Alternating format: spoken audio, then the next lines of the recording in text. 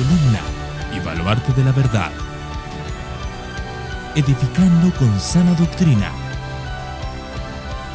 a la Iglesia de Cristo.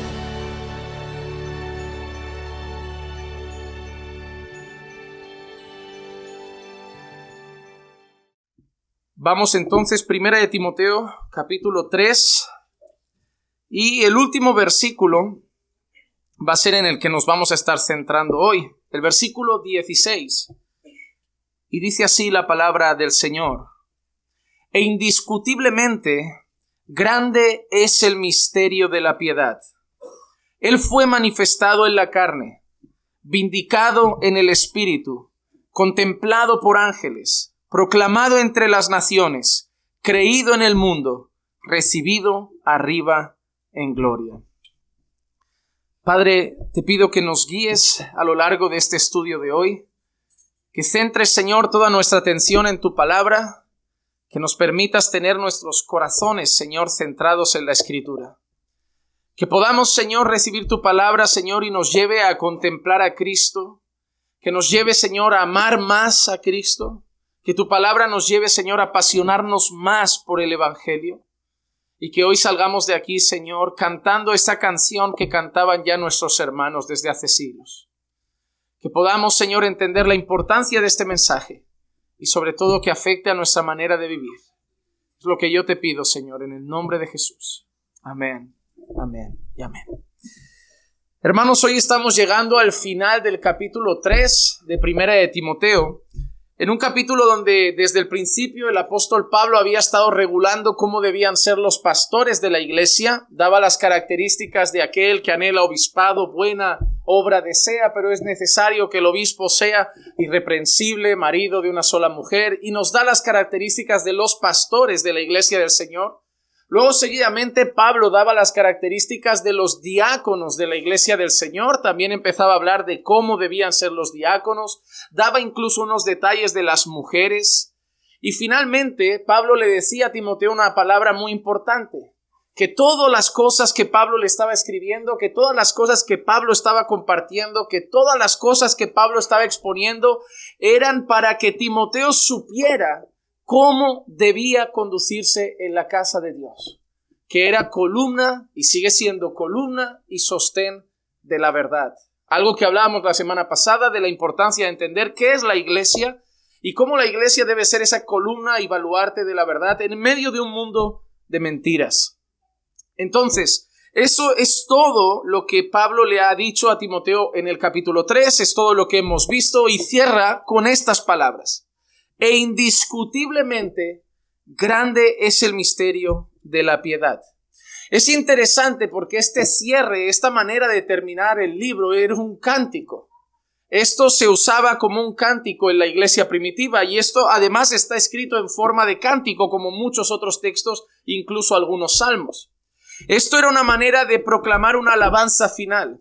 Esto era la manera de Pablo cerrar esta parte y esta escritura y este capítulo con una entonación de exaltación a lo más importante. ¿Y por qué quiero que veamos esto como lo más importante? Porque Pablo le acaba de decir a Timoteo que todo lo que le está escribiendo es para que sepa cómo conducirse en la casa de Dios. Le está diciendo a Timoteo lo que debe predicar en la casa de Dios, los cuidados que debe tener en la casa de Dios, cómo deben ser los siervos en la casa de Dios, qué es la casa de Dios. Y de repente, después de haber hablado de cómo deben ser los pastores, después de haber hablado de cómo deben ser los diáconos, después de haber hablado de herejes que habían salido al principio de la carta, de todas esas cosas, pone la mirada de Timoteo en el sitio más importante de la iglesia: el misterio de la piedad. ¿Y por qué esto es tan importante? Porque se trata de Cristo y el Evangelio. Se trata de Cristo y el Evangelio. Así empieza Pablo esa última frase: e indiscutiblemente, sin discusión, sin ningún tipo de argumento. Aquí no hay opinión que valga. Esto no es discutible. Timoteo, lo que te voy a decir ahora, nadie lo puede discutir. Lo que te voy a decir ahora, nadie lo puede reprochar. Lo que te voy a decir ahora no acepta opiniones diferentes. Grande es el misterio de la piedad. Y luego justamente se lo va a definir. ¿Qué es ese misterio?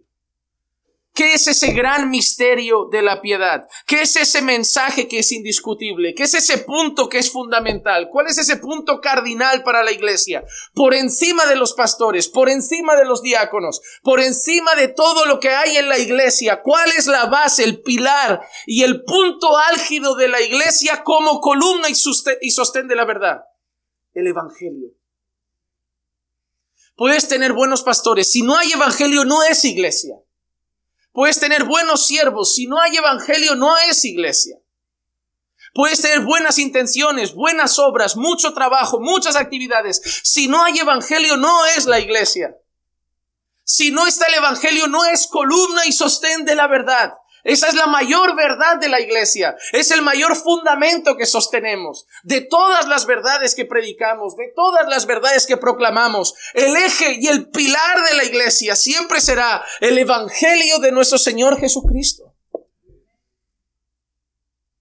No puedes saberte, hermano, 1000 cosas de las Escrituras, pero debes entender que el mensaje central es el evangelio de nuestro Señor Jesucristo.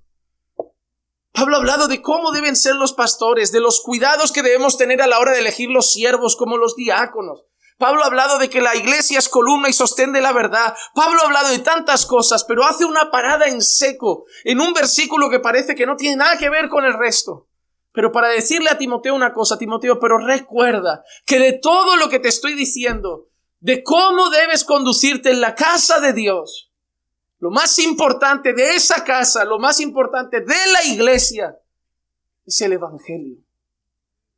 Es el evangelio.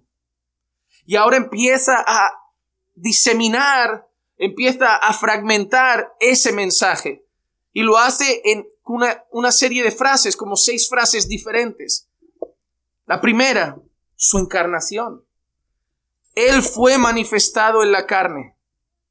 Él fue manifestado en la carne. Recuerden que en esos tiempos el gnosticismo era una religión, un pensamiento, una filosofía que tenía mucha fuerza.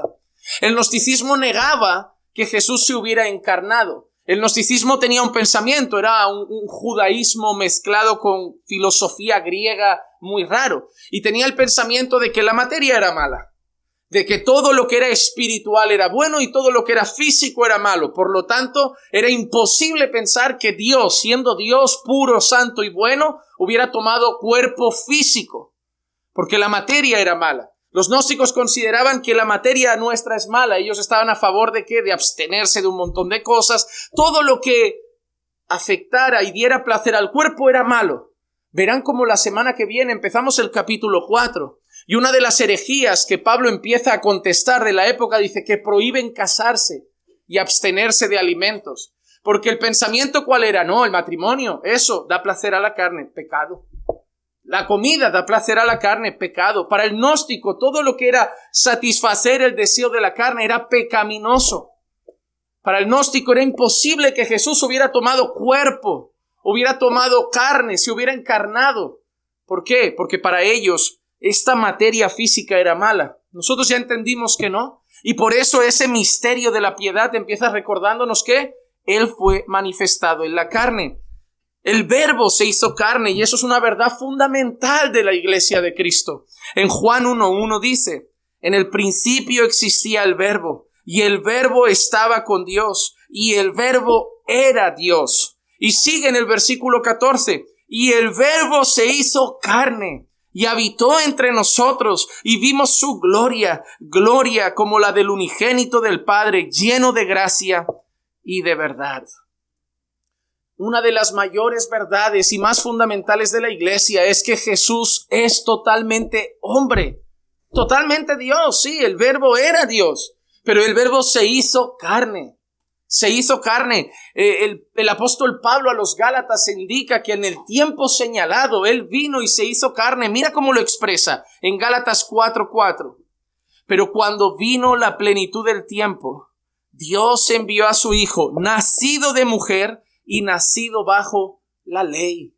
Nacido de mujer y nacido bajo la ley. Hermano, no podemos llamar hermano a nadie que niegue la humanidad de Cristo. Existen diferencias doctrinales que no nos separarán nunca de otros hermanos en la fe. Yo puedo llamar hermano a alguien que pueda pensar diferente en cómo serán los eventos finales antes del fin del mundo, porque no vemos con claridad en la Biblia el orden de los acontecimientos. Yo puedo ver diferente esto, pero eso no afecta a la salvación. Pero yo no puedo llamar hermano a alguien que atenta contra la persona de Cristo, a alguien que dice que Jesús es Dios, pero no es hombre. Y de la misma manera, lo contrario, no puedo llamar hermano a alguien que afirma que Jesús era hombre, pero que Jesús jamás fue Dios. Por eso no llamo hermano a los testigos de Jehová. Por eso no llamo hermano a los mormones. Por eso no llamo hermano a otros movimientos religiosos. No porque tenemos alguna diferencia, porque tenemos grandes diferencias en los fundamentos de nuestra fe. Cualquiera que niega que el Hijo vino en carne no es nuestro hermano, y cualquiera que niega que el Hijo no es Dios, no es nuestro hermano. Son palabras duras en un contexto humano raro en el que vivimos, donde queda mejor decir todos somos hijos de Dios. Pero es mentira. Ya basta de querer decir palabras que agraden a la mayoría, que no escandalicen y que no ofendan. Hay que poner la verdad en alto. No todos somos hijos de Dios. Dios no va a mandar a todo el mundo para el cielo. El infierno es real y muchos van a acabar sus días allí eternamente. No todos somos hijos de Dios. No todas las religiones llevan al mismo Dios. No todas las iglesias adoran al mismo Dios. No, eso es mentira. Cuidado, porque vivimos en un mundo que quieren empezar a aplacar esas verdades porque incomodan. Incomoda decir que hombre y mujer es lo que biológicamente somos. Incomoda decir que el valor de un ser humano es mayor que el valor de un animal. Estamos en un mundo que incomodan verdades fundamentales. Pero mira lo que está pasando con nuestra sociedad cuando quitamos esas verdades fundamentales. ¿Cómo está la sociedad? ¿Está mejor con ese relativismo de hoy? ¿Está mejor? No. Y en la iglesia no puede entrar el relativismo. En la iglesia, hermanos, no predicamos para ofender, pero la predicación ofende. El propósito nuestro no es la ofensa, pero es inevitable. Es inevitable. Pastor, voy a llevar a mi invitado a la iglesia, es homosexual. ¿Qué quieres que haga? ¿Que me salte ese pecado cuando mi sermón toque? Pastor, es que hoy viene una pareja a la iglesia, no están casados, aflójele un poquito con lo de la fornicación. Ok, pues me salto ese. Cada uno me trae un... Pero si nosotros estamos arreglando nuestra vida y la estamos transformando a la imagen de la vida que Dios quiere y conforme a la palabra, es porque nos han tenido que ofender. Hermano, deja que la palabra ofenda. Nosotros no, pero la palabra sí. Porque si no le ofendemos con la verdad, puede ser que se queden, pero se queden en una mentira. Y si le decimos la verdad, sabemos una cosa, que cuando uno dice esa verdad, una verdad que nadie aceptaría, y se quedan, solo puede ser por algo, obra del Espíritu Santo de Dios. ¿Sabes por qué hay tantos paganos en las iglesias y tantos falsos convertidos en las iglesias? Porque el mensaje es tan suave que hasta el inconverso se siente cómodo en la iglesia.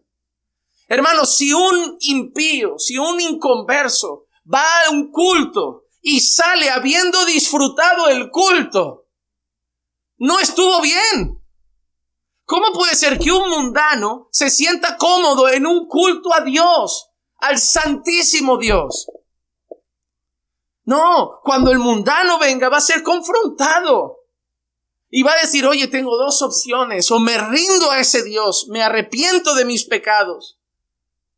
O me voy rebelado contra esa verdad. Pero hermano, cuando una iglesia predica la palabra, la Biblia nos enseña que el impío no prevalecerá en la congregación del justo. Porque no aguantará ese mensaje. Y se irá a otra. Claro que tú me dirás, pero se ha ido a otra iglesia. ¿Qué tipo de iglesia? La Biblia menciona unos sitios que los llama las sinagogas de Satanás.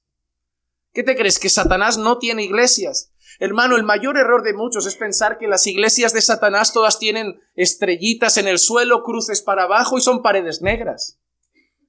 Hermano, Satanás tiene iglesias que se llaman Iglesia Católica, Iglesia Evangélica, Iglesia El Buen Pastor, Iglesia La Roca. Me acabo de decir los nombres al azar, pero me refiero a que Satanás tiene iglesias que no tienen cruces para abajo ni paredes negras, simplemente no está la verdad. Y por eso Satanás sabe que muchos llegarán aquel día y dirán: Señor, Señor, pero yo fui a la iglesia, pero yo canté alabanzas, pero yo estuve en esa iglesia mucho tiempo, yo congregué en Hillsong toda mi vida. Apartaos de mí, yo no os conozco, vosotros que practicáis la iniquidad. Pero es que el otro, el que te decía que dejaras de practicar la iniquidad, era un legalista, era duro, era un fanático, era un religioso. Pero él te quería llevar por el único camino que es válido, el camino de la santidad, sin la cual nadie verá a Dios. Hermano, no estamos para agradar al público, estamos para predicar el santo evangelio. No buscamos el aplauso de las multitudes, buscamos la aprobación de Dios. Y cuando uno predica para buscar la aprobación de Dios, las ovejas escuchan. Escuchan la voz del pastor y lo siguen. Y hablo del pastor de las Escrituras, hablo de Jesucristo. Así que la primera verdad que Pablo levanta es la encarnación de Jesús. Y hermano, no debemos olvidar que lo que Jesús hizo al encarnarse es un mensaje para nosotros. Habla de humillación. En Filipenses capítulo 2, versículos 5 al 8, uno de los textos más bonitos, pero a la vez más confrontantes que hay en la Escritura, leemos esto. Haya pues en vosotros esa actitud que hubo también en Cristo Jesús, el cual, aunque existía en forma de Dios, no consideró el ser igual a Dios como algo a que aferrarse, sino que se despojó a sí mismo, tomando forma de siervo, haciéndose semejante a los hombres, y hallándose en forma de hombre, se humilló a sí mismo, haciéndose obediente hasta la muerte y muerte de cruz. ¿Sabes qué supuso la encarnación? Humillación. Hermano, estaba en su trono, en gloria, adorado por los ángeles, y viene a ser despreciado, a ser rechazado, a ser vendido, a ser torturado. ¿Era necesario hacer eso? ¿Merecíamos que hiciera eso? ¿Merecíamos que se humillara de tal manera el Hijo de Dios?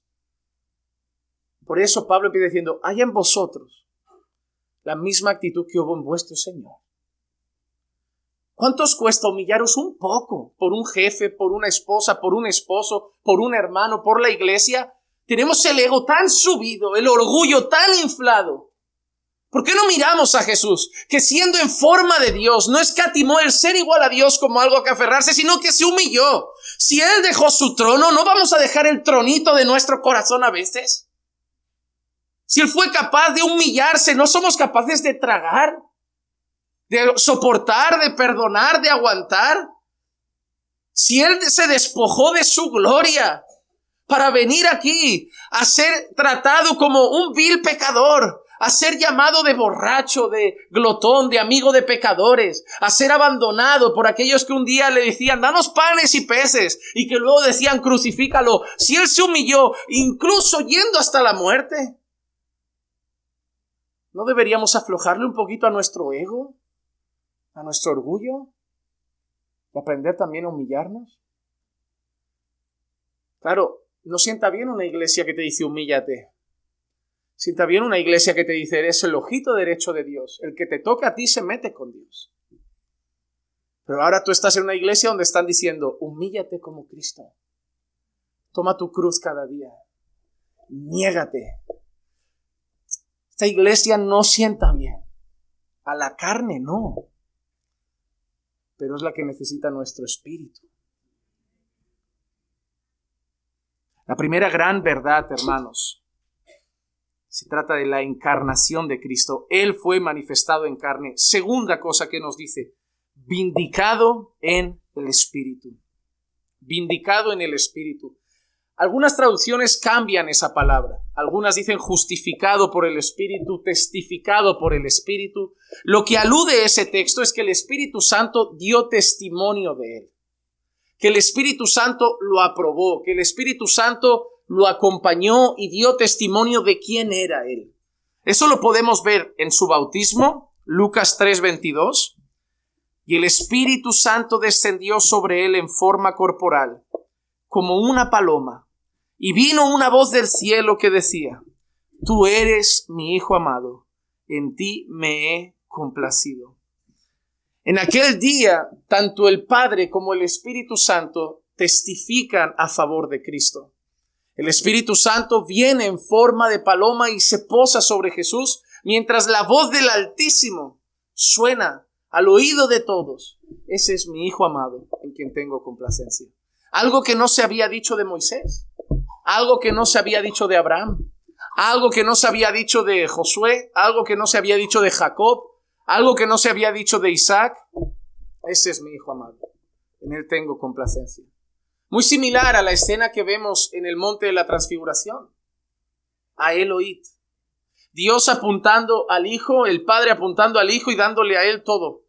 Por eso Jesús dice en una ocasión: Toda autoridad me ha sido dada. El Padre ha puesto todo en mis manos. Con esas voces, con esas frases, el Padre está diciéndole al mundo: a él, a él. A mí, ¿saben qué? Hay una cosa que me pasa de algunos movimientos carismáticos. No los voy a meter todos en el mismo saco, pero me parece que el personaje que más representa el protagonismo en los cultos es el Espíritu Santo. Y Jesús queda en un completo segundo plano. Empiezas a escuchar oraciones como: ven Espíritu Santo, haz esto Espíritu Santo, muévete Espíritu Santo, recibe al Espíritu Santo, oh Espíritu Santo, bienvenido Espíritu Santo. Todo es Espíritu Santo. Y tú preguntas: ¿a quién apuntaba siempre el Espíritu Santo? Darle la gloria al único del... Mira, toda rodilla se doblará y toda lengua confesará no que el Espíritu Santo es el Señor, que Jesús es el Señor. El Padre no dijo: oye, miradme a mí y al Espíritu. No, ambos se ponen el Espíritu Santo en forma corporal sobre el Hijo, y la voz del Padre sale y solo quiere que miren todos a un lugar: al Hijo. Él se ha humillado y por eso lo voy a exaltar hasta lo sumo. ¿Cómo se ha humillado el Espíritu Santo? ¿Cómo se ha humillado el Padre? El Hijo se humilló. Y por eso el Padre lo exaltó hacia lo sumo y le dio un nombre que es sobre todo nombre, para que al nombre de Jesús toda rodilla se doble y toda lengua confese que es el Señor. El trabajo del Espíritu Santo no es ser el protagonista de la iglesia. El trabajo del Espíritu Santo es hacer que Cristo sea el protagonista de la iglesia. ¿Tú sabes para qué el Espíritu Santo toca el corazón de un pecador? Para que confiese que Jesús es el Señor. ¿Tú sabes para qué el Espíritu Santo transforma la vida de un pecador? Para que se parezca más a Jesús. ¿Tú sabes para qué el Espíritu Santo mueve los corazones? Para que canten más a Jesús, alaben más a Jesús, exalten más a Jesús, se parezcan más a Jesús. Porque el centro de todo es Jesús. El Espíritu Santo es Dios. Yo no soy enemigo. El Espíritu Santo es Dios. Pero tanto el Padre como el Espíritu Santo, en la Escritura tiene una cosa clara: alábenlo a Él, al Hijo de Dios, al Cordero de Dios, a Cristo Jesús. Cuidado con no perder el rumbo, incluso de lo bíblico, y empezar a darle el protagonismo a alguien que merece, claro, es digno. El Espíritu Santo es Dios. Pero el Espíritu Santo desea y anhela vindicar al Hijo. Vindicado por el Espíritu. No solo testificó en el bautismo eso, también por sus obras. Hechos capítulo 10, versículo 38. Vosotros sabéis cómo Dios ungió a Jesús de Nazaret con el Espíritu Santo y con poder, el cual anduvo haciendo bien y sanando a todos los oprimidos por el diablo, porque Dios estaba con él. ¿Ves? El Espíritu Santo estaba con él. Estaba con él. ¿Para qué? Para testificar de su poder, para hacer sus obras. Hermano, el Espíritu Santo quería que la gente viera las obras de Jesús y dijeran: Él es glorioso, Él es poderoso. Hoy pasan cosas gloriosas y gloria al Espíritu Santo. Todo el Espíritu Santo. ¿Y dónde está Jesús? Es como que evangelizamos: oye, ¿Crees que Jesús es el Hijo de Dios? Sí, pues a partir de ahora ya te puedes olvidar que todo va a ser el Espíritu Santo. Cuando vas a hablar con el Padre, ¿en qué nombre oramos? Padre, yo vengo en el nombre del Espíritu. No, en el nombre de Jesús. Quien te ha dado acceso al trono de la gracia no es el Espíritu Santo, es Jesús. Claro que el Espíritu Santo obró, pero para que tú creyeras en Cristo. Claro que el Espíritu Santo obró para hacerte una nueva criatura en Cristo. Porque aquel que está en Cristo es nueva criatura. El Espíritu Santo obra con poder, pero al final para exaltar a Cristo como gran sumo sacerdote, Dios, Señor, Rey, Mesías. Hermano, toda iglesia debe apuntar a Cristo.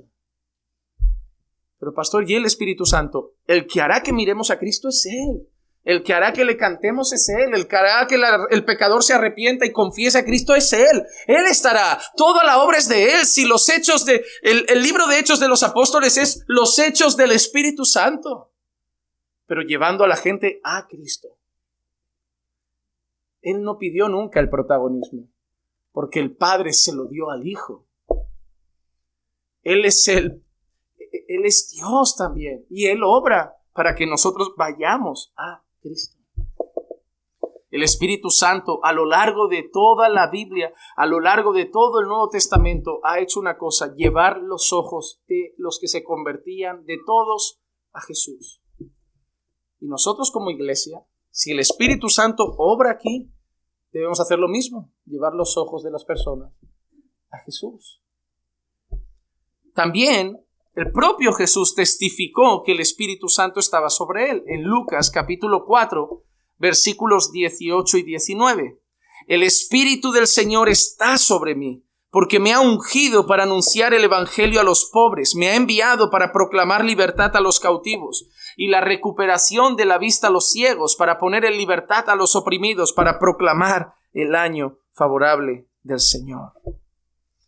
Así que el Espíritu Santo testifica de Cristo, vindica a Cristo por medio del bautismo, cuando viene sobre él en forma de paloma y el Padre habla: ese es mi Hijo amado en quien tengo complacencia. Lo hace por medio de su poder, a través de las obras que hace. Cristo mismo anuncia: el Espíritu Santo está sobre mí. Y finalmente, en su gloriosa resurrección. Mira lo que dice Romanos capítulo 1, versículo 4. Y que fue declarado Hijo de Dios con poder, conforme al Espíritu de santidad, por la resurrección de entre los muertos, nuestro Señor Jesucristo. Y mira qué interesante, fue declarado Hijo de Dios con poder. ¿Por qué? A través de la resurrección fue declarado Hijo de Dios. ¿Ya era Hijo de Dios? Sí. ¿Y por qué dice Pablo que a través de la resurrección fue declarado Hijo de Dios? Si Jesús muere y no resucita, un profeta, un charlatán, un mentiroso que se le acabó el cuento, uno más que vino diciendo yo soy y no era. Pero cuando Jesús resucita al tercer día, resucita por el poder del Espíritu Santo, y con esa resurrección el Espíritu Santo y el Padre le están diciendo a todos: no es solo un profeta, no es un charlatán, no es cualquier persona, es el Hijo de Dios. La resurrección le estaba diciendo al mundo que la obra de Cristo había quedado aprobada, que el Padre estaba de acuerdo, que el Padre la aceptaba. La resurrección testificaba ante los ojos de todo el mundo que el que había muerto en aquella cruz no era el profeta de los cristianos, no era cualquier hombre, no era un hombre usado por Dios, era el Hijo de Dios. Así que las dos primeras cosas que dice Pablo al final en este versículo: manifestado en carne, vindicado por el Espíritu. La tercera cosa que menciona, su contemplación. Contemplado por ángeles. Contemplado por ángeles. ¿Qué participación tuvieron los ángeles en la historia de Cristo? ¿Dónde estuvieron más presentes? La Biblia nos muestra textos donde los ángeles pudieron participar de alguna manera en la historia y en la obra de Jesús. Sí, primero en su encarnación. Lucas capítulo 1, versículos 30 al 33 dice así. Y el ángel le dijo: no temas, María, porque has hallado gracia delante de Dios. Y aquí concebirás en tu seno y darás a luz un hijo y le pondrás por nombre Jesús. Este será grande y será llamado Hijo del Altísimo, y el Señor Dios le dará el trono de su padre David y reinará sobre la casa de Jacob para siempre, y su reino no tendrá fin. En el anuncio de su encarnación, en el anuncio de su nacimiento, en el anuncio de su venida al mundo, fue anunciado ¿por quién? Ángeles. Los ángeles estuvieron ahí en su escena al nacer, estuvieron ahí anunciándolo a los pastores, estuvieron ahí contemplando la adoración de esos hombres de Oriente, estuvieron ahí viendo la encarnación del Hijo. Pero los ángeles también fueron testigos de una hazaña maravillosa, la victoria sobre Satanás. Y no hablo de la gran victoria, hablo de la antesala en el desierto. Mateo capítulo 4, versículos 10 y 11 dice así. Entonces Jesús le dijo: vete, Satanás, porque escrito está: al Señor tu Dios adorarás y solo a Él servirás. El diablo entonces le dejó, y aquí ángeles vinieron y le servían. Mira qué interesante, porque poco antes Satanás le había hecho una sugerencia: tírate de aquí, porque vendrán los ángeles. Vendrán los ángeles. No dice la palabra que sus ángeles vendrán y te tomarán y que tú no tienes nada que temer. ¿No lo dice la Biblia? Que los ángeles vendrán aquí y te van a socorrer. Salta. Pero Jesús no accede. No tentarás al Señor tu Dios, también dice la Escritura. Es interesante, y de esto da para una meditación muy buena. Satanás no tentó con otro libro a Jesús. Satanás lo tentó con la Biblia. ¿Con qué te viene el Evangelio de la Prosperidad? Con una Biblia mal citada, con un texto fuera de contexto. Todas las herejías de la historia no nacen de libros de historia o de filosofía. Nacen de la Biblia, pero de una Biblia torcida. ¿Saben lo peligroso que es cuando alguien te viene y te dice: la Biblia cada uno la interpreta a su manera?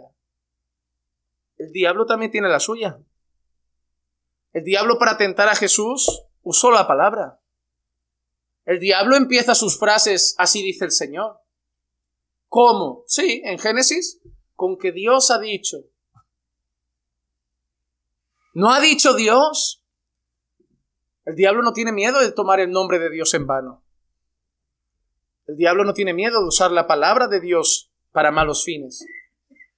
Repito, deja de pensar que las sinagogas de Satanás son lugares oscuros, con cruces para abajo, estrellitas raras en el suelo, gente con túnicas negras, un libro oscuro que es la antibiblia. Las sinagogas de Satanás pueden tener paredes muy blancas, una cruz en el fondo, un pastor de traje y corbata, la Santa Biblia en el púlpito, pero todo mal predicado. El problema no es citar la Biblia, el problema es citarla bien. El problema no es coger un versículo y decir: aquí dice, sí, pero ¿qué quiere decir Dios sobre ese asunto a lo largo de toda la Escritura?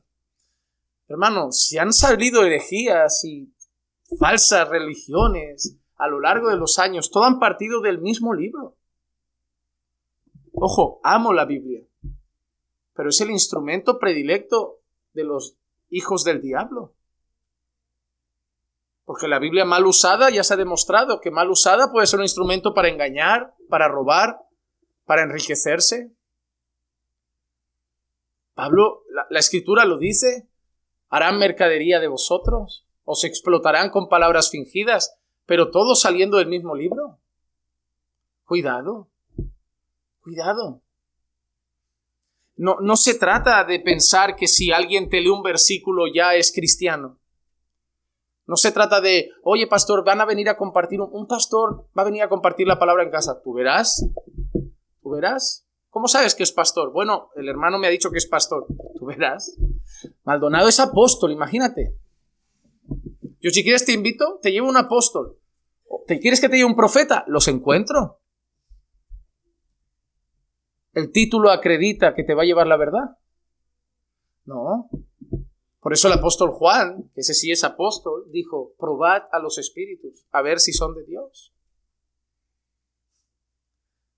¿Pero qué te va a decir ese falso? No me pongas en duda, no toques al ungido, no desconfíes de lo que Dios me revela. O no, a mí me gusta porque me vienen y me dicen, lo que el ojo no vio,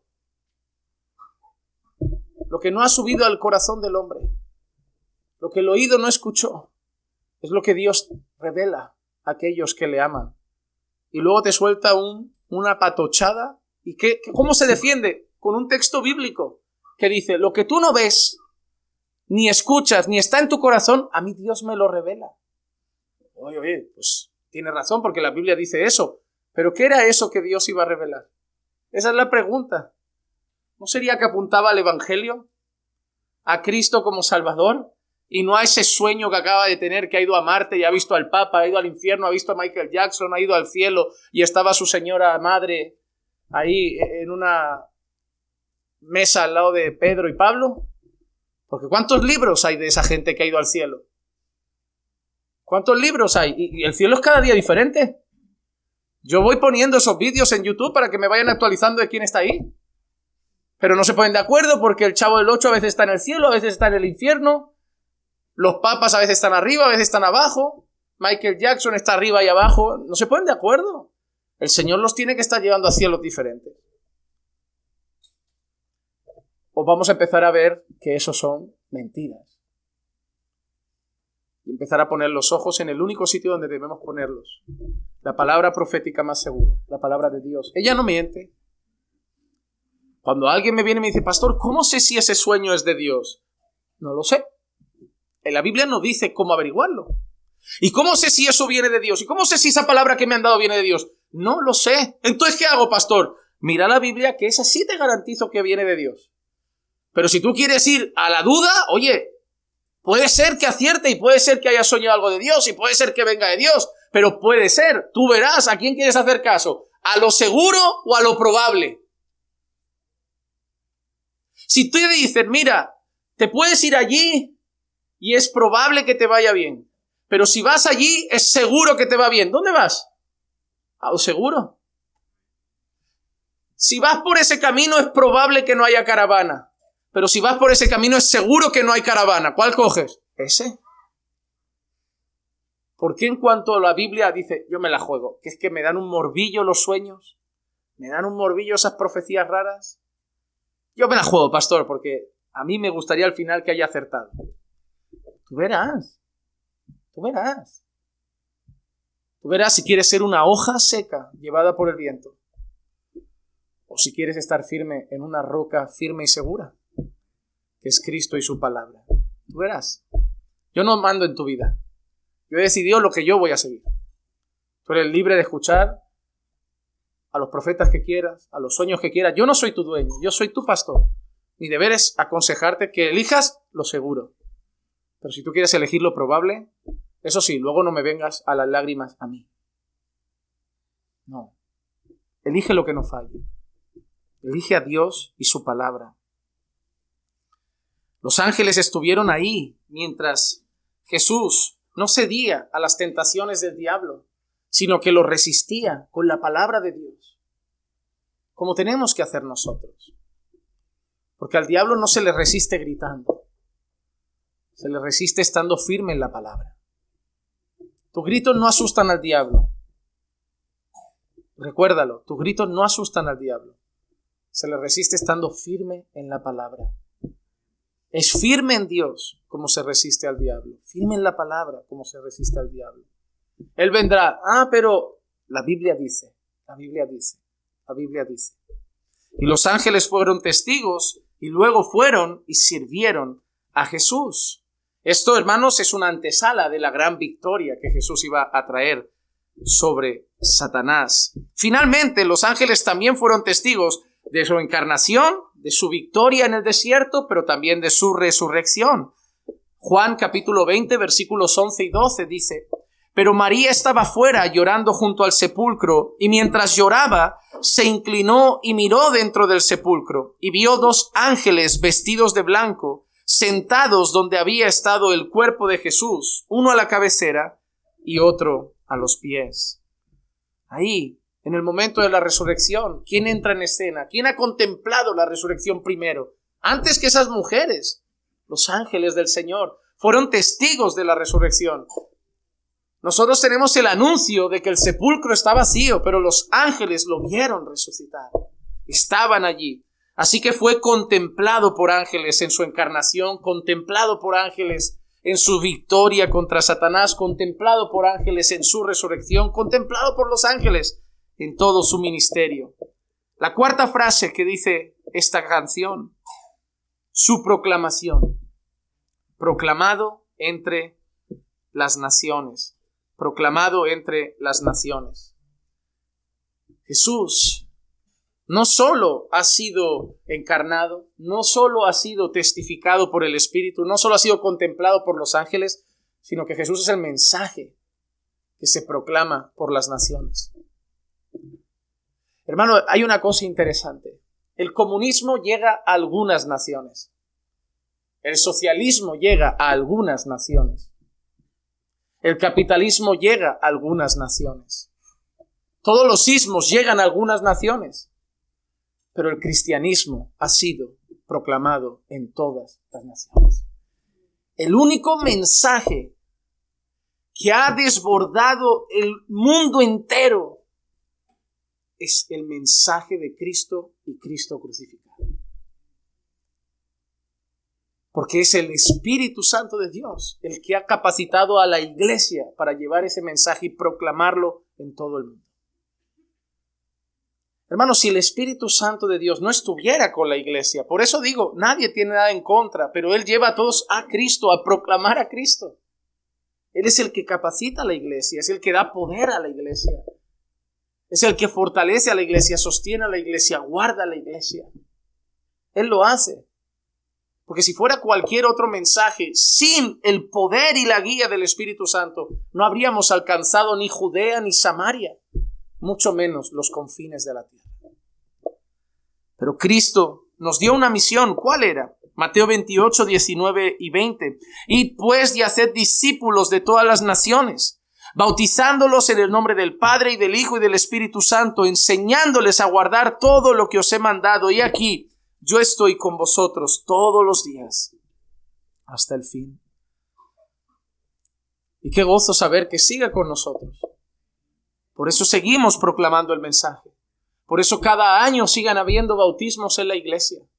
Por eso cada año siguen llegando personas a los pies de Cristo. Por eso cada año siguen personas confesando la fe. Por eso cada año siguen personas naciendo de nuevo, porque Él sigue con nosotros. Y la misión sigue cumplida. Id y predicad el evangelio y haced discípulos de todas las naciones. No entra el racismo en la iglesia, ni el patriotismo. Aquí no se trata de alzar la bandera. Aquí no se trata, no. Un pueblo de toda lengua, tribu y nación. Un pueblo. No 2 pueblos, no 3 razas. Un pueblo. De aquellos que fueron creados a imagen y semejanza de Dios. Un remanente salvo por el poder del Espíritu Santo, por la gracia del Padre y por la obra expiatoria del Hijo. Llevad ese mensaje a todas las naciones.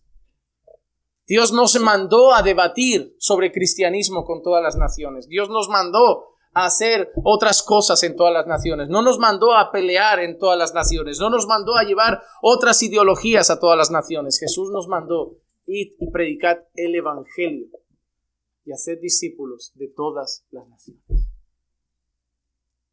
No de las naciones que os parezcan más simpáticas. No de las naciones que os parezcan más dignas. Porque todos queremos ir a abrir iglesias a Estados Unidos. Pero que Dios levante valientes que quieran ir a plantar una iglesia en China. Que Dios levante valientes que quieran ir a plantar una iglesia en Mumbai. Que Dios levante valientes que quieran ir a plantar una iglesia en Nigeria. Donde noticias llegan, no en nuestras televisiones porque no les interesa, Pero noticias llegan a nivel interno de cuántas personas son quemadas vivas en una iglesia, de cuántos pastores son asesinados en plena luz del día. Pero no, todos, tanto en Europa como en Latinoamérica, queremos ir a plantar obra. El Señor me lleva a las misiones. ¿A dónde? A Estados Unidos. Sí, porque hace tanta falta, ¿verdad? Otra iglesia allí. Tanta falta. Y el dólar va bien, ¿verdad? Es muy cómodo ser pastor en Barcelona. Hermano, yo solo le pido a Dios que nunca me permita quejarme de ser cristiano en Barcelona. Cuando escucho gente decir, pastor, está difícil, ¿verdad?, con la ideología de género, digo, si eso nos parece duro, yo no sé cuánto duraríamos nosotros y nuestra fe en China o en Nigeria o en Mozambique. No, nos íbamos al mundo 2 días, no aguantamos, ¿qué? Ni el primer tirón de oreja. Si nos parece duro la presión de la ideología y la presión de las escuelas, si los padres ya se ahogan en un vaso de agua, pastor, ¿cómo vamos a tener otro hijo en medio de cómo está el mundo? Le digo, hermano, ¿qué pasa si nos hubiera sido tocado ser creyentes en Roma, en los tiempos del Coliseo que estaba en estado puro, matando creyentes a diario? Hermano, ¿cuán firme está tu fe? ¿Qué tanto miedo tienes del mundo? ¿Cuánto descansas en el Señor? Ideología, ni cárcel nos tiene que dar miedo. Eso todavía es poco. Pastor, es que nos van a multar si predicamos. ¿Multa? Eso es lo que nos asusta, una multa. Todavía no tenemos un rifle en la cabeza, hermano. A mí me preocupa el día que me pongan entre la espada y nunca mejor dicho y la fe. Me preocupa que un día me vaya a predicar a un país, me coja a alguien, me ponga un cuchillo en el cuello y me diga, niega a Jesús o te mato. Me preocupa saber cómo responderé ese día. Pero prisión, ya pueden venir. No voy a callarme. Prisión, multa. Eso es lo que más me duele. Viendo hermanos que jamás van a congregar así.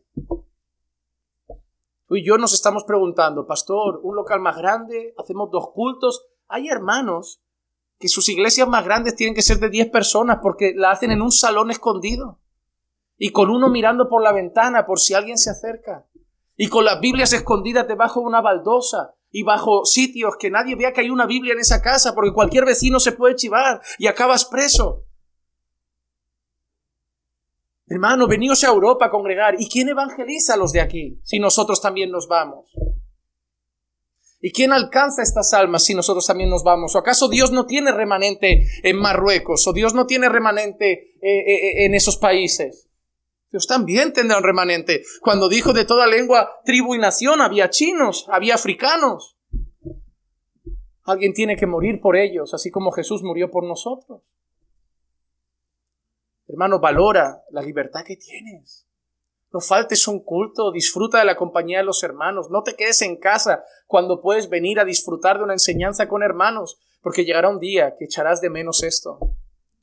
Lo echamos de menos en la pandemia. Imagínate si fuera persecución. Si ya en la pandemia se nos hizo eterno. Imagínate obligado por la ley.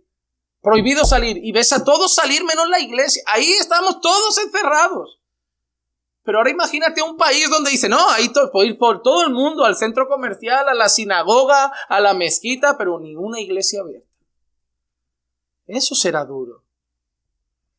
Si no afirmas tu fe ahora, no sabrás responder con firmeza en el momento difícil. Hermano, tú ahora lo tienes todo para fortalecer tu fe. Nada, ninguna ley ni persecución te lo impide.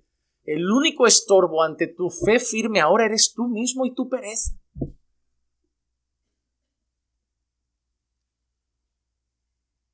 Si hoy le mandara este vídeo a algunos hermanos y dijera, esto es un jueves, llorarían de ilusión. Dijeron, valorad eso. Valorad eso. El problema es que cuando uno lo tiene todo, no lo valora. Pero debemos valorarlo. Somos llamados a proclamar a Cristo en todas las naciones. Somos llamados a ser testigos de Jesús y de su verdad. Mira lo que dice Hechos 1:8. Pero recibiréis poder cuando el Espíritu Santo venga sobre vosotros y me seréis testigos en Jerusalén, en Judea y Samaria y hasta los confines de la tierra. Pero esto es otra realidad que no podemos olvidar. El fin es llevar a Cristo, pero necesitamos el poder de Él Pero mira, el Espíritu Santo, necesitamos su poder. Necesitamos que así como Él vino en Hechos 2, ahora viene sobre los creyentes para darnos poder. Pero poder para testificar de Él, no. De Cristo. Porque el fin es Cristo. Ese es el mensaje central de la iglesia. Ese es el mensaje que debemos proclamar. Mira lo que dice Pablo, 1 Corintios capítulo 2, versículo 1 y 2. Tremendas palabras. Cuando fui a vosotros, hermanos, proclamándoos el testimonio de Dios, no fui con superioridad de palabra o de sabiduría, pues nada me propuse saber entre vosotros, excepto una cosa: Jesucristo y este crucificado. Mira lo que Pablo dice: yo no llegué con muchos argumentos, con la mayor conferencia de temas raros del mundo. Yo solo traje una cosa, hermanos: Cristo y la cruz. Cristo y la cruz. Cristo y la cruz. A mí me hace mucha gracia porque además hoy compartió un vídeo de cómo marcó mi vida. Yo conozco un montón de personas que siempre mencionan Paul Washer, un montón. Entre reformados y eso habla mucho de Paul Washer, de los sermones de Paul Washer. Es muy interesante. De cada 100 sermones que encuentres de Paul Washer en internet, 99 sermones están en la cruz. De vez en cuando te da uno de familia. Paul es evangelio puro. Y le ves llorar. Incluso Paul, yo no sé mucho de Apocalipsis. Yo no sé tanto de eso. Pero yo te puedo escribir un libro así de grande solo de la cruz.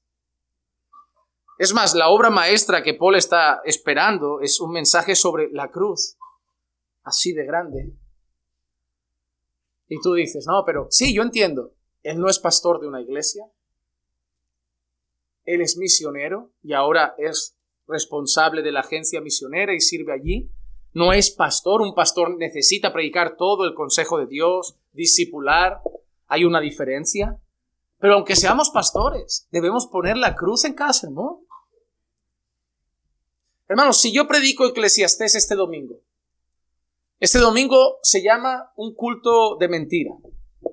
Y yo salgo aquí diciendo, mira, este culto, y al final no hay cruz. ¿Qué pasó si hubo un invitado en la sala? Se fue con el mensaje, pero no hay salvación.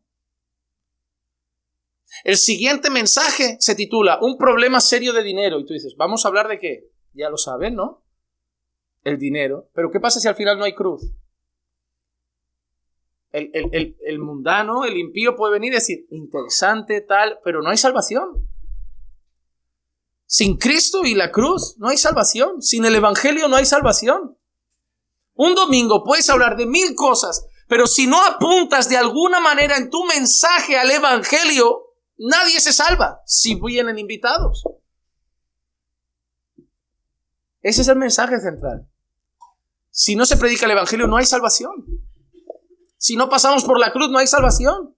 Necesitamos ser crucificados juntamente con Cristo, si no, no hay salvación. ¿Sabes cuál es el trabajo más difícil de un predicador? No es dar el mensaje, es llevarlo a la cruz. Es decir, y ahora como desde aquí me voy para allá. Porque desde las cartas de Pablo es fácil, pero desde Eclesiastés ir a parar a la cruz a veces es complicado. Pero de alguna manera lo tienes que hacer, porque tú no sabes si hay un invitado en la sala y no se puede ir solo con un buen mensaje, tiene que irse con Cristo. Somos la iglesia cristiana y el mensaje que predicamos debe ser ese: Cristo. La siguiente frase de esta hermosa canción, ¿cuál es? Su fe, creído en el mundo.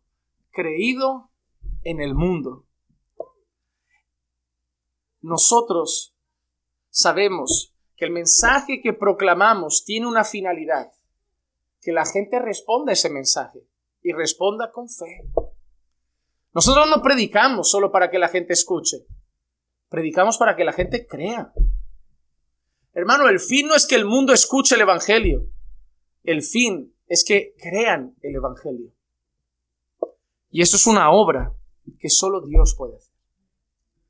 Juan 1, 12 y 13 dice así: pero a todos los que le recibieron les dio el derecho de llegar a ser hijos de Dios, es decir, a los que creen en su nombre, que no nacieron de sangre, ni de la voluntad de carne, ni de la voluntad del hombre, sino de Dios. Sino de Dios. El Señor nunca nos pidió que fuéramos a hacer creer a las naciones. Solo nos pidió que fuéramos a predicar, porque el creer le corresponde a Él. Hermana, no te rompas la cabeza pensando cómo puedo hacer que mi hijo crea en Dios, porque no puedes. ¿Cómo puedo hacer que mi hijo sea salvo? No puedes. ¿Cómo puedo hacer que mis familiares pongan su fe en Jesús? No puedes. Tú solo puedes hacer una cosa. Bueno, dos. Predícales el evangelio y ora al Señor. Porque el día que crean, no van a creer ni de carne, ni por voluntad de hombre, sino por voluntad de Dios. Hermano, aprende a descansar en la soberanía de Dios y en su poder, porque te vas a frustrar si tú intentas ser la que va a salvar a tu familia. Yo tengo que conseguir que mi familia de alguna manera crea. No hay métodos. Es raro que hay gente que inventa libros en plan 4 pasos para llevar a tus hijos a Jesús, pero predícale el evangelio. Mira, predícale el evangelio. Da testimonio con tu vida del evangelio, del poder transformador del evangelio. Y ora por ellos. Porque la fe solo la da Dios. La fe solo la da Dios. Yo recuerdo la primera vez que pisé una iglesia. Aguanté 15, 20 minutos. Muy raro eso. Se me hace muy extraño ver a gente creer cuando tú no crees. Se te hace muy raro ver a gente con manos levantadas al invisible. Tú dices, yo no sé, es que a mí me han educado en una sociedad que eso es un cuento. Y ver esa devoción de algunos así, y tú ahí en medio como te sientes como un pez fuera del agua. Es raro, ahora me siento como un pez fuera del agua en el mundo. Antes me sentía un pez fuera del agua entre los que no estaban en el mundo. Pero ni iglesia me podía hacer creer, ni el pastor me podía hacer creer, ni... La fe solo la da Dios. La fe solo la da Dios. Y esa fe es una fe que nos garantiza la vida eterna. Primera de Juan, capítulo 5, versículo 13 dice: estas cosas os he escrito a vosotros, que creéis en el nombre del Hijo de Dios, para que sepáis que tenéis vida eterna. ¿Cuál es la garantía de los que creen en el nombre del Hijo de Dios? Que ellos saben que tienen vida eterna. Y hermano, a mí me duele cuando me encuentro un creyente que le dice a otro, nadie puede saber si es salvo.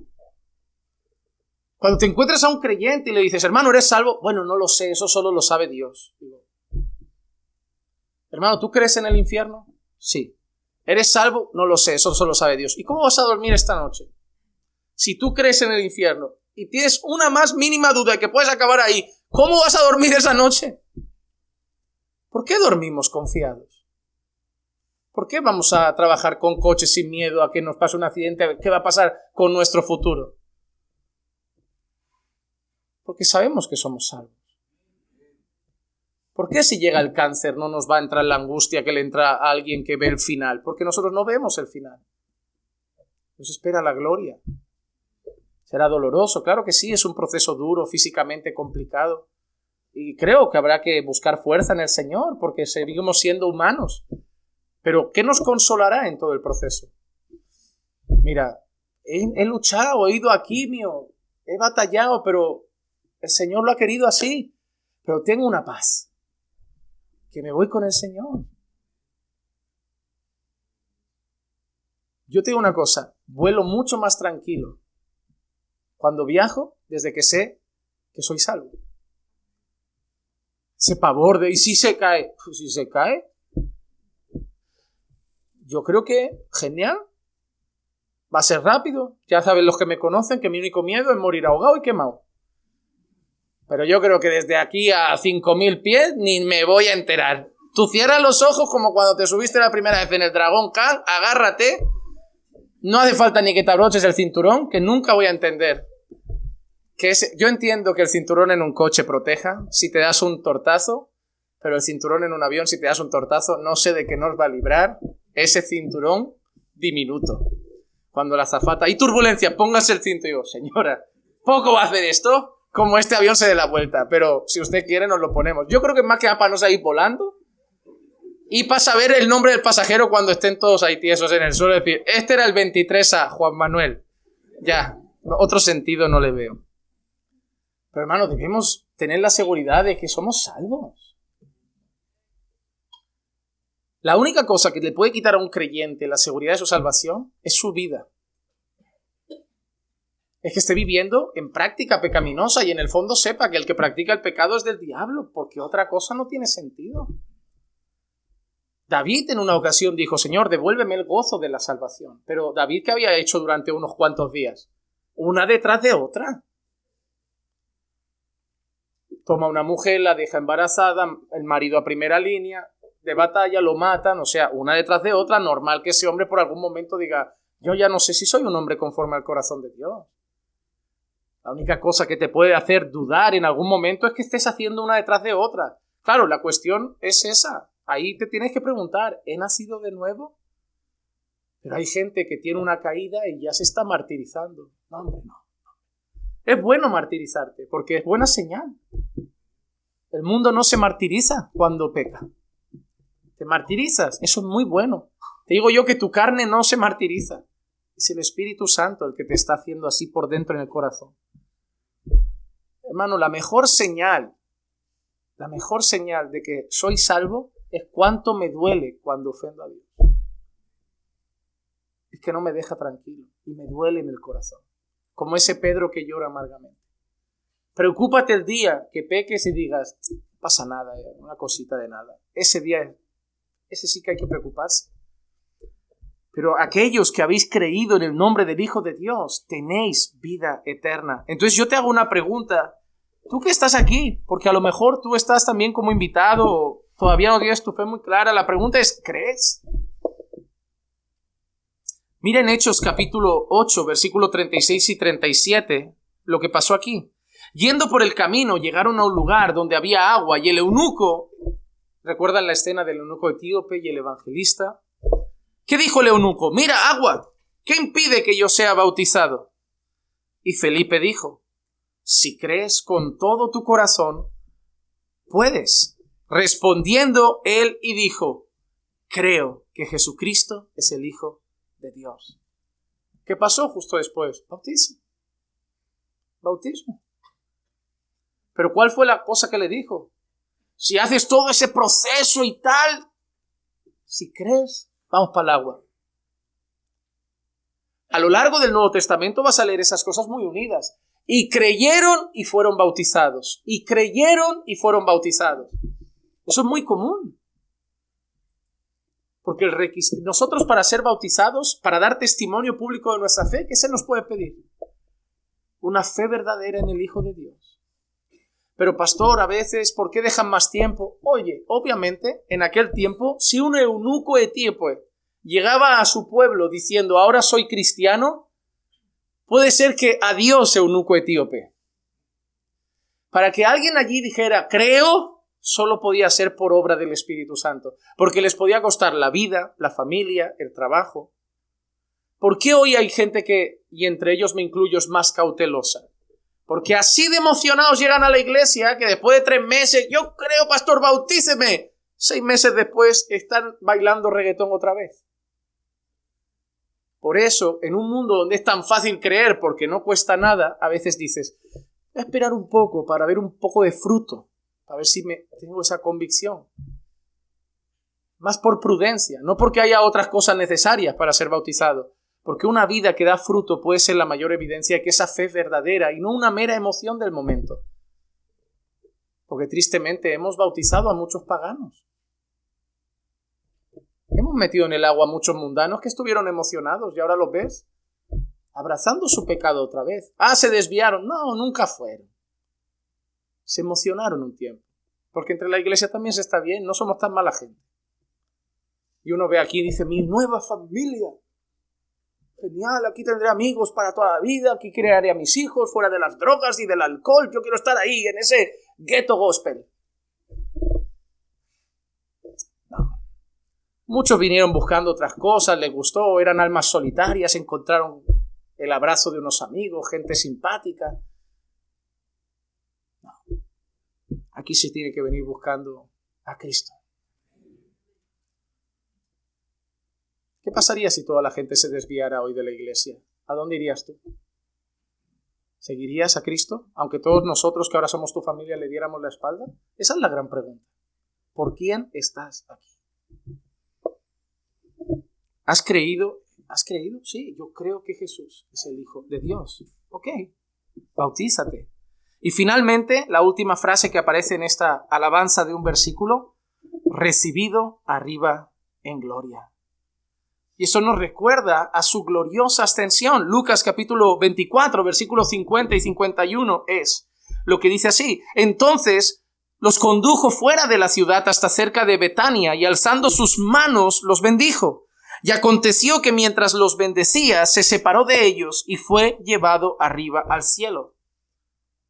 Pero algunas personas cuando estudian este pasaje creen que lo de recibido arriba en gloria, que yo creo que habla de la ascensión, apunta también a el regreso de Cristo, porque también vendrá de arriba en gloria. Yo creo que no, porque la expresión concreta es recibido y no que viene. Pero igualmente nosotros sabemos que así como se fue, también vendrá. Hechos capítulo 1, versículos 10 y 11. Y estando mirando fijamente al cielo mientras él ascendía, aconteció que se presentaron junto a ellos 2 varones en vestiduras blancas que les dijeron: varones galileos, ¿por qué estáis mirando al cielo? Este mismo Jesús que ha sido tomado de vosotros al cielo, vendrá de la misma manera, tal como le habéis visto ir al cielo. Hermano, este versículo lo es todo para nosotros. Lo es todo para nosotros. El Hijo de Dios se hizo carne. El Espíritu Santo testificó que Él era el Hijo de Dios. Los ángeles contemplaron su obra. Nosotros lo proclamamos entre las naciones. Muchos creen en Él por el poder de Dios. Y finalmente vendrá en gloria, o fue recibido en gloria. Su encarnación, su exaltación, su vindicación, su mensaje, la fe en Él. Ese es el centro y el eje más importante de la iglesia. Ese es. Pablo le ha hablado de pastores, de diáconos, de que la iglesia es columna y sostén de la verdad, de tantas cosas, pero le ha dicho, pero una cosa te digo, indiscutiblemente el mayor misterio de la iglesia es el misterio de la piedad. ¿Y cuál es? ¿Quién fue manifestado en carne? Jesús. ¿Quién fue vindicado en el Espíritu? Jesús. ¿Quién fue contemplado por los ángeles? Jesús. ¿Quién fue proclamado entre las naciones? Jesús. ¿Quién fue creído? Jesús. ¿Y quién fue recibido en gloria? Jesús. ¿Cuál es el eje central de nuestra iglesia? Jesús. Y no sé si te has dado cuenta, y esto a modo de curiosidad para cerrar el mensaje, este conjunto de 6 puntitos van de 2 en 2. Y cada uno apunta a una parte, la tierra y el cielo. La tierra y el cielo. Date cuenta. Manifestado en carne. Físico, terrenal, pero vindicado por el Espíritu. Espiritual. Luego, contemplado por ángeles. Espiritual, pero proclamado entre las naciones, aquí en la tierra. Luego, creído en el mundo, otra vez tierra, pero recibido en gloria. Es lo que se conoce como un quiasmo. Por curiosidad pueden buscar eso luego en internet y ver. Es un tipo de manera en que está escrito algo.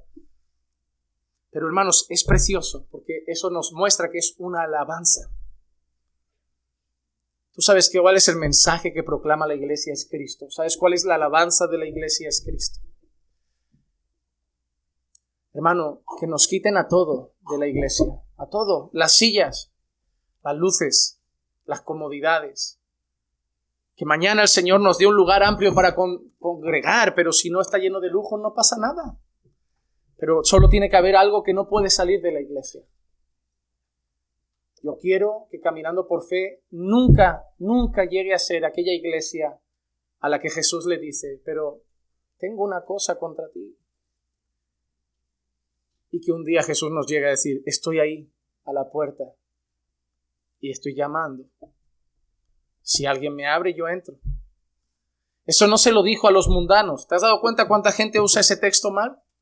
Jesús está a la puerta de tu corazón llamando. Si tú le abres, cenará con él y él contigo. Ese texto no se lo dijo a un mundano, se lo dijo a una iglesia. Una iglesia que estaba haciendo muchas cosas, pero había dejado a Jesús ahí fuera. Podemos hacer muchas cosas en la iglesia, muchas lícitas y muchas buenas, pero si Jesús no está en ellas, no valen.